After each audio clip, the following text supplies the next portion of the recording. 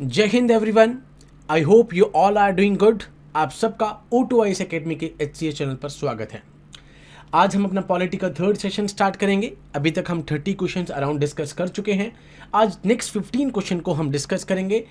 Question by question जो भी उससे रिलेटेड एड ऑन या एक्स्ट्रा नॉलेज होगी या इन्फॉर्मेशन होगी वो मैं आपको साथ साथ देता रहूँगा।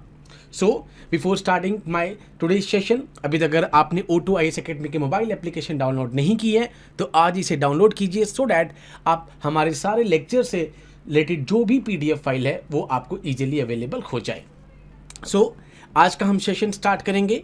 क्वेश्चन नंबर 1, आज के टॉपिक्स में जो हमारे फंडामेंटल राइट प्लस कुछ क्वेश्चन DPSP के होंगे।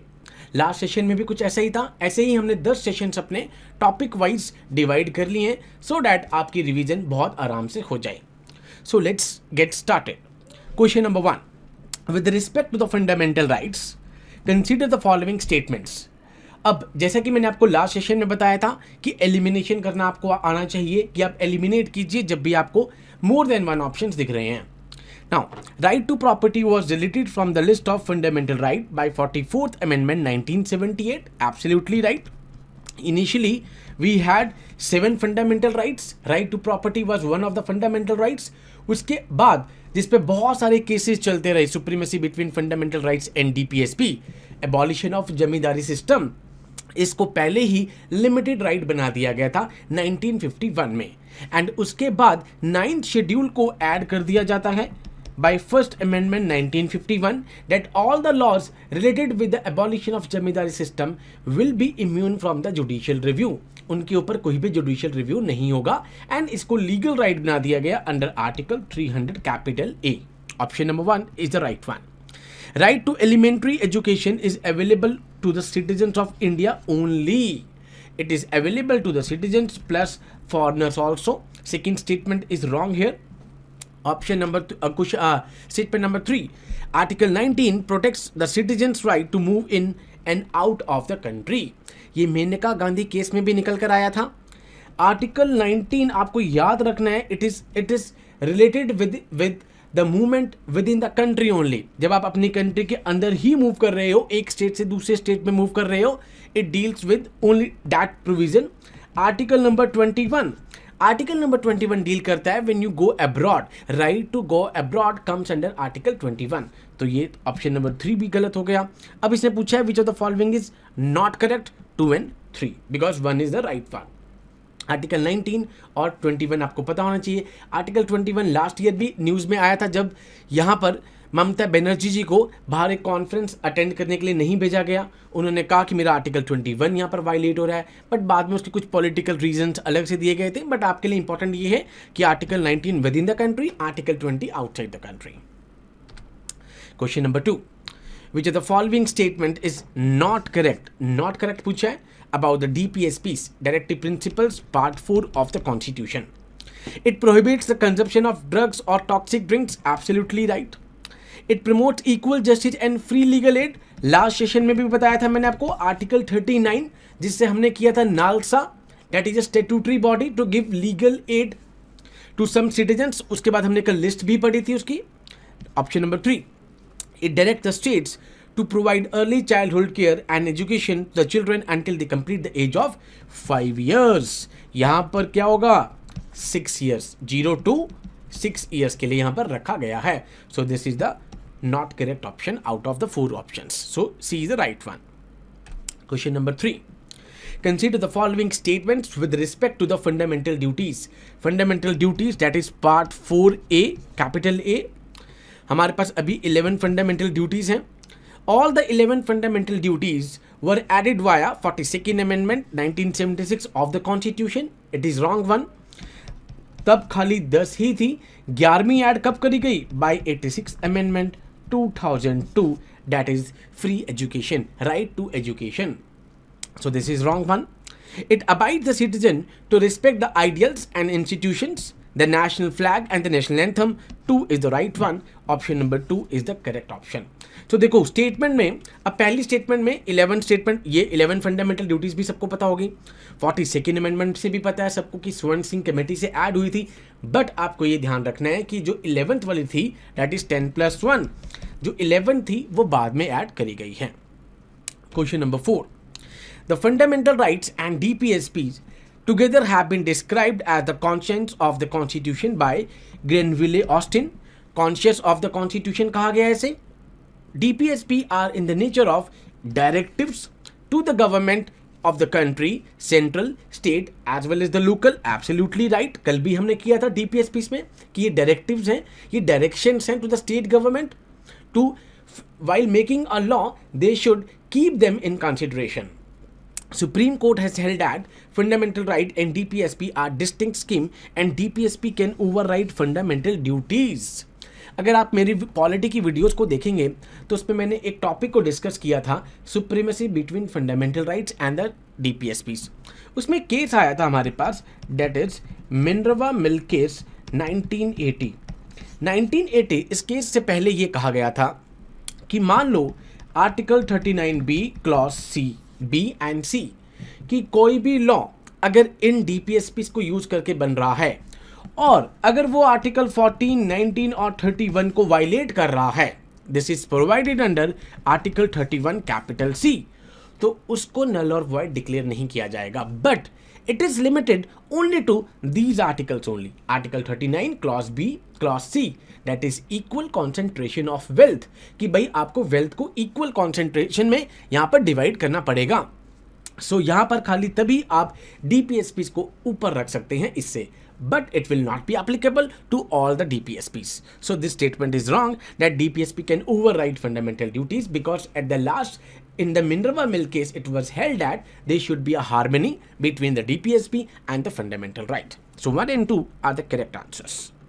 Question number 5, simple question, direct question है, low hanging fruit। Fundamental duties have been added to the Constitution in accordance with the recommendation of Swan Singh Committee, 42nd Amendment 1976, that is the mini constitution of India। 10 fundamental duties were added in the 51 capital A। Question number 6, which of the following fundamental right does not fall under the category of right to freedom। right to freedom 25 to 28 articles के deal करते हैं। Number 1, freedom of profession, it comes under article 19। Article 19 के अंदर आता है right to do any profession with some reasonable restrictions. Protection of life and personal liberty, article 21, आपसे सरकार life नहीं छीन सकती except the procedure establish by law. Freedom expression, that is article number 19, so B is the correct here answer, that is freedom to manage religious affair, article number 25। Question number 7, which of the following statements regarding the fundamental duties contained in the Indian Constitution are the correct one? Number 1, fundamental duties can be enforced to the writ jurisdiction, last session में भी किया। Only fundamental rights are enforceable, fundamental duties and DPSPs are not enforceable, but legislature यहाँ पर law बनाकर इनको enforce करवा सकता है। अदरवाइज अगर हम इम्प्लिसिटली देखें कॉन्स्टिट्यूशन में तो आप इनको इन्फोर्स नहीं कर सकते। Option number 1 is the incorrect one. तो ऑप्शन नंबर 1 तो हट ही गया, यहाँ से रह गया हमारे पास 2 एंड 2, 3। 2 को पढ़ने की जरूरत ही नहीं है, दोनों में कॉमन है। थर्ड को पढ़ते हैं। Fundamental duties are applicable only to the citizen of India, absolutely right. C option is the right one. Question number 8, बिल्कुल डायरेक्ट क्वेश्चन आपका, making of the constitution first chapter से। The DPSP resemble the instrument of instruction, instruction को बाद में directive से change कर दिया गया। Were enumerated in government of India act 1935, जब गवर्नर जनरल और गवर्नर्स को इंस्ट्रक्शंस दी जाती थी। And this act is also known as the mini constitution of India because 75% of the structural part, not mini constitution, rather the 75% of the structural part are borrowed from the Government of India Act 1935। Mini constitution तो 42nd amendment 1976 को कहते हैं। इसको 75% जो हमारा structural part, अगर question आए कि सबसे ज़्यादा पार्ट बोरो कहाँ से किया था, बिकॉज हमने डिफरेंट कंट्री से बोरो किया था, तो answer will be government of India act 1935। Clear? अगर क्वेश्चन आ जाए which act is known as the mini constitution, तो 42nd amendment act 1976। Question number 9, which of the following countries have duties for the citizens as a part of the constitution? UK, Russia, Japan, USA. Here the answer is Russia and the Japan. They have the fundamental duties for the citizens. Clear? ये आपको direct question याद रखना है. For example India में भी है, we have the China also, in the Tunisia also, many other countries also. तो अब इस चारों में से पूछा था तो रशिया और जापान के पास. क्लियर? अब यहाँ से यूके मैंने आपको बहुत बार क्लास में पढ़ाया था. यूके रिवाइज करना है. That is the wines one, Wales, North Ireland, England and the Scotland. Okay, now which of the following characters is not related to the federal government? कौन से फीचर्स इसमें से फेडरल गवर्नमेंट के नहीं है? Federal government क्या होता है? That is a division of power. ये वर्ड किसे बना है? फेडरलिज्म से. ठीक है, फेडरलिज्म से क्या मतलब क्या हो गया? Division of powers. Written constitution, absolutely. Flexible constitution, supremacy of the constitution, independent judiciary. All three are correct one. Flexible constitution is not the feature of the federal government because flexible is the feature of unitary system, जहां पर centre के पास, national government के पास ही सारी की सारी parse हैं, नीचे parse को डेलीकेट नहीं करा गया है. Now, which of the following is not a feature of Westminster model of government? That is the parliamentary type of the government. West मतलब लंदन में था, इसलिए Westminster type of government कहा जाता है. In such a model, the president is a de jure executive, the prime minister is a de facto. Absolutely right. जहाँ पर president कौन है हमारे? By law, state of the head, prime minister, head of the government. In fact, in actual, a person cannot be a minister without being a member of parliament. Executive do not hold the right to dissolve the legislature. भाई legislature को कौन dissolve करेगा? President dissolve करेगा. यहाँ पर executive minister खुद थोड़ा dissolve कर देंगे. कल को अमित शाह जी थोड़ा कह देंगे कि डिसॉल्व कर देते हैं लेजिस्लेचर को. So here the executive do not hold the right to dissolve the legislature. The ministers are collectively responsible to the parliament. In general that is the collective responsibility. Clear? So C is the right option here. In the parliamentary form of the government, the members of Council of Ministers are collective responsible to chairman of the upper house and the speaker of the lower house. यहाँ से collective responsible होंगे. And इसमें एक चीज आपको पता होनी चाहिए, बट कि जो नो कॉन्फिडेंस मोशन है वो खाली लोकसभा में ही आएगा, वो राज्यसभा में नहीं आ सकता. बिकॉज यहां पर जो चुनी हुई सरकार है वो लोकसभा में बैठी हुई है. Rajya Sabha is the house of elders, जो कि डिफरेंट स्टेट से को रिप्रेजेंट कर रहे हैं. Clear? Now consider the following features. All the powers vested in the national government, that is a unitary type of government. Independent judiciary, unilateral legislature. Which are the following feature of federal form of government. जब भी federal word हो तो आपको ये पता हो कि सारी की सारी जो पावर्स हैं उनको डिवाइड किया गया है. That is the division of power but with a strong centre.